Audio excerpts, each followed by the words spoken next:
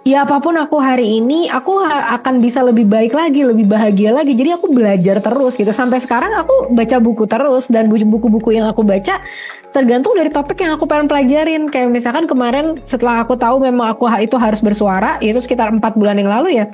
Aku baca buku tentang story branding, tentang gimana sih sosial media tuh kayak apa, kita tuh harus gimana kayak gitu kan. Terus aku juga ke terapi loh teman-teman, karena kan konten aku memang dari dulu selalu kontroversial. Jadi namanya respon itu nggak mungkin semua baik. Ada respon yang juga aku udah sharing tentang luka aku gitu kan, misalkan Anak di sosial durhaka. media tentang anak durhaka gitu kan, dan itu malah dapet banyak juga loh orang yang ngetawain, ngatain luka-luka kita gitu. Nah itu kalau misalkan kita nggak kuat secara mental, kita nggak akan mampu gitu loh. Karena di sini aku bukan tipe yang mau bersuara untuk pamer lifestyle. Aku mau bersuara pelajaran-pelajaran hidup yang aku laluin yang mungkin bisa membantu teman-teman yang lain gitu loh. Jadi kayak aku ingin bersuara tuh hasil pemikiran, hasil pengalaman hidup gitu ya, dan bukannya tentang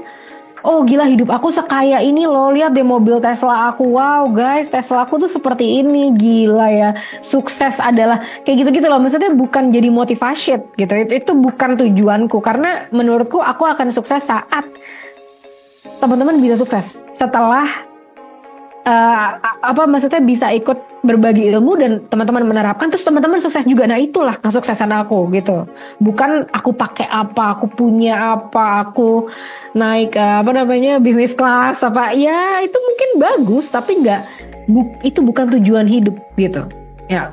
Jadi gak sebenarnya mampu, tapi ya buat apa gitu kan? Karena kecuali kalau memang butuh gitu kan ya. Tapi tidak untuk pamer gitu. Tujuannya lagi kembali kepada tujuan ya kak ya. Ya, kalau untuk hidup kita ya kita lakukan hal-hal yang memang membuat kita bahagia. Karena kan kita udah berjuang keras untuk membangun hidup ini gitu kan. Dan kebahagiaan kita itu unik. Mungkin ada beberapa orang yang bahagia beli baju, ada beberapa orang yang bahagia punya sepatu-sepatu branded. Kalau di aku itu nggak terlalu berpengaruh gitu. Saat aku pakai baju branded dan aku pakai baju biasa aja, perasaanku tuh sama gitu. Tapi menurut aku yang lebih berpengaruh adalah saat aku traveling. Nah, Nah, itu hidup oke. menurutku gitu, karena mungkin aku akan menghabiskan uang ke sana gitu, bukan ke, jadi kita tahu apa sih hal yang benar-benar berimpact. Nah habiskanlah duit ke sana, itu nggak apa-apa gitu, lebih Mm-mm. berimpact. Mm-mm. Terus ini pertanyaan yang kayak aku pengen tanyain gitu sama Kak Salsa gitu kan. Gimana perasaan Kak Salsa ketika viral? Kayak gila anjing, gue punya temen sekarang influencer, followersnya udah jutaan loh kayak gitu kan, dalam waktu seminggu. Gila, waktu pastilah kak, segi mental tuh pasti ada banyak perubahan kan dari, Iya. dan pasti gak cuma Kak Salsa, sebenarnya aku tuh juga kena mental gitu loh. Karena oh gila, teman-teman aku tiba-tiba mendadak viral begini gitu kan. Si Buddha yang sebelum viral oh, udah sibuk banget gitu kan. Sejak Iya. viral sibuknya minta ampun kan, karena ini salah satu bukan full time influencer ya guys ya. Dia itu adalah Aku karyawan karyawan. biasa. Iya, karyawan karyawan ya. karyawan di Denmark. Nah itu gimana kak perasaannya ketika mendadak menjadi influencer dengan dengan jutaan followers ya gitu. Itu Tiba-tiba naik jujur daun ya. Daunnya kering apa daun layu? daun muda. Daun pisang atau daun apa? Iya, daun kelor ya. Jujur Li, aku tuh tidak ada niat ya kalau ini, oh ini akan viral, oh aku bikin konten ini tuh akan untuk viral gitu loh. Kayak aku tuh kalau bikin konten cuma menyuarakan yang ada di dalam hati aku, dan aku nggak peduli itu akan viral atau enggak. Yang penting apa yang ada dalam hati aku tuh tersampaikan gitu. Dan kemarahan aku terhadap fenomena kesombongan itu yang ngebuat aku pengen kita debat aja lah, udah lalu banyak bacot gitu kan. Sebenarnya itu kan banyak bacot, lu udah sini kita debat aja deh, mau lihat gue kayak marah gitu kan, karena marah gitu ngelihatnya. Nah, perasaan pertama kaget ya, maksudnya wah kok ternyata responnya kayak gini gitu. Dan yang kedua itu perasaan dari kaget, marah lagi, karena respon yang aku hadapi dari mau menantang secara profesional malah respon-respon yang sangat tidak profesional kan Mm-mm. yang aku hadapin kan, dengan yang dia ngepost terus dia bilang mau ke rumah, terus segala macam itu kan. Nah, ngatain itu kan NPD. ngatain NPD apa segala macam, dan itu kan kayak itu kan berjalan terus ya tak, dan apalagi yang terutama yang pas aku dikabarin kalau dia timnya tuh udah mau jalan ke Pamulang, wah itu aku marahnya. Jadi apa yang aku ucapkan itu nggak ada teman-teman, aku tulis dulu tuh nggak ada, aku bener-bener buka handphone ngomong gitu, jadi kayak Refleks ya. refleks karena aku di situ cuma mikirnya gini, aku harus segera keluar video itu sebelum dia nyampe ke rumahku gitu, karena kalau sampai dia nyampe ke rumahku kan kasihan, maksudnya keluargaku itu kan nggak tahu apa-apa dan mereka tuh sangat vulnerable gitu loh, mereka bukan aku gitu ya. Kalau saat itu yang datang ke rumah itu adalah aku yang didatangin, cegilnya pasti akan keluar Dia sih. keluar, Karena iya aku pasti. bukan tipe orang yang kalau aku digencet, wah Bisa murka membabi buta ya guys ya, kayak lahar tuh keluar gitu kan. kalah Panas. babi hutan, bener-bener kalah babi Babi hutan hutan. kan. Aku kalau ya dan ini nggak aneh kalau teman-teman adalah dari circle satu aku yang udah tahu aku dari lama. Ini nggak aneh karena kalau orang-orang di circle satu aku itu udah tahu aku memang orangnya tuh suka ngamuk Iya. kalau ada ketidakadilan gitu. Iya. Jadi kayak mungkin kayak kalau dilihat kayaknya aku tuh orangnya soft spoken, suka bercanda gitu kan, kayak jarang marah gitu kan, kayak emang kamu pernah aku marahin tak? Sekali aja kamu pernah aku marahin tak? Oh iya, tapi aku yang kayak udah ya kak, pecat aku aja. Malah dia yang mau pecat aku aja, ke aku malah kayak apaan sih pecat aku.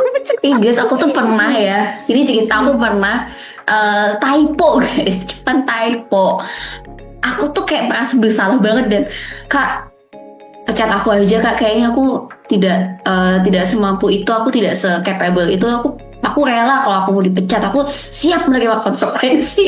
Terus habis itu dia telepon, dia ketawa-ketawa, padahal aku tuh sedih sebenarnya.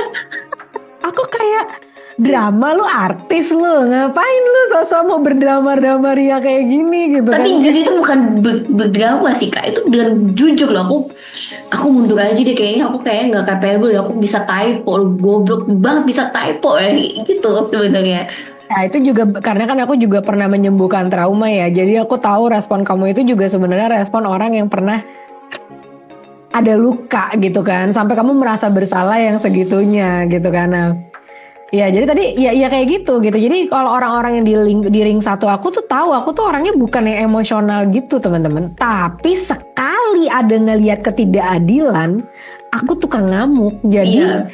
berantem itu tuh aku kayak kalau aku nggak suka kalau kita ketemu fisik ya, aku frontal banget orangnya. Jadi kalau ngelihat kayak misalkan ya ada orang dijahatin sama orang di jalan gitu, atau aku kalau di Indonesia yang paling aku benci tuh di catcall.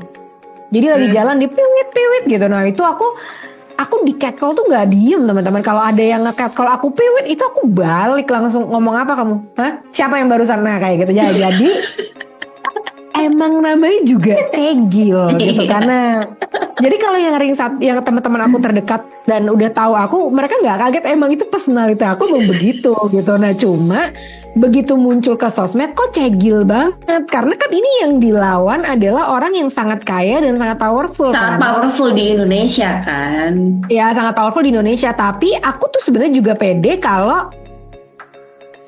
yang aku minta kan kita adu otak. Betul. Kalau adu kekayaan aku udah pasti kalah sama dia karena kan aku cari duit halal. Iya. Orang cari duit halal mana mungkin sih bisa sukses kayak gitu dalam waktu yang singkat. Ya, itu susah untuk cari. Itu nggak orang cari mungkin waktu sih, halal. itu kayak nggak mungkin ya. Kayak sampai sekarang pun kayaknya kita masih suka gimana sih cari babi ngepet gitu. Nah kan sampai sekarang kan Uta kamu masih ini kan, masih bakal lilin setiap malam Jumat. Iya. Kan aku babinya. Iya. Aku yang berubah jadi babinya. Aku yang jadi lilin. Iya. Iya benar. Jadi kayak apa ya? Jadi aku ya itu sebenarnya kayak gimana? Kayak suara kejujuran aja gitu. Jadi semua yang aku rekam itu refleks teman-teman. Refleks aja. Jadi aku ngomong aja. Itu kelihatan sih kan, orang bisa yang ngebaca emosi, mana yang baca skrip, mana yang emang dia emosi dan tulus, itu kan terlihat gitu kan. Ini banyak banget loh kak orang-orang yang khawatir sama Kak Salsa. Sampai ada yang nge-DM aku, Kak Salsa pulang ya ke Indo. Kak Salsa